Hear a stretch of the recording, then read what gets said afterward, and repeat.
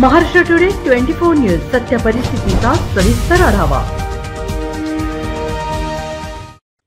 police अधीक्षक धाराशिव संजय जाधव यांच्या आदेशाने अपर police अधीक्षक श्रीमती शफकत आमना व उपविभागीय पोलीस अधिकारी श्री गौरी प्रसाद हिरेमठ यांच्या मार्गदर्शनाखाली पोलीस ठाणे परंडा प्रभारी श्री दिलीप कुमार पारेकर यांच्या सूचनेप्रमाणे व त्यांना मिळालेली गोपनीय माहिती एका इसमाने त्याच्या कवयत अवैधरित्या हत्यार बाळगलेले असून तो परंडा पोलीस ठाणे हद्दीत येणार असल्याबाबत माहितीनुसार लागलीच त्यांनी पोलीस ठाणे परंडा येथील सहाय्यक पोलीस निरीक्षक शंकर सुर्वे, पोलीस हवालदार नितीन गुंडाळे व पोलीस हवालदार विशाल खोसे, पोलीस नाईक मधुसूदन भोपे महानुभाव यांचे पथक तयार करून गोपनीय बातमीच्या अनुषंगाने दिनांक 14 मार्च 2025 रोजी 3:30 वाजताच्या सुमारास परंडा ते देवगाव जाणाऱ्या रोडवर दीपक केरबा गरड यांच्या परंडा कात्राबाद रस्त्यालगत असलेल्या शेताजवळ आरोपींनी परंडा शहरात दरोडा टाकण्याच्या उद्देशाने एकत्र येऊन दरोड्याच्या तयारीनिशी विना परवाना एक सिल्वर रंगाचे गावठी बनावटीचे पिस्टल व एक जिवंत राऊंड, 2 धारदार कबी व एक विना नंबर हिरो होंडा कंपनीच्या पॅशन प्लस मंडीच्या मोटारसायकल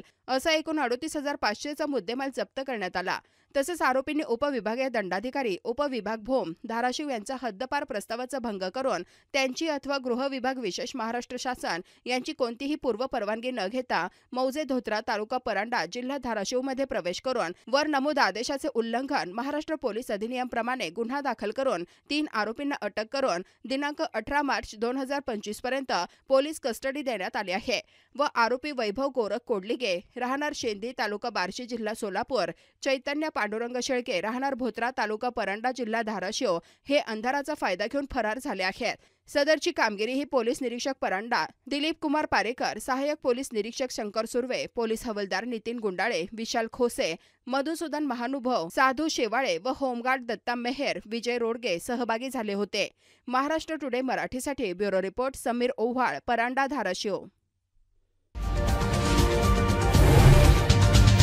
आजच महाराष्ट्र टुडे 24 न्यूजला सबस्क्राइब करा आणि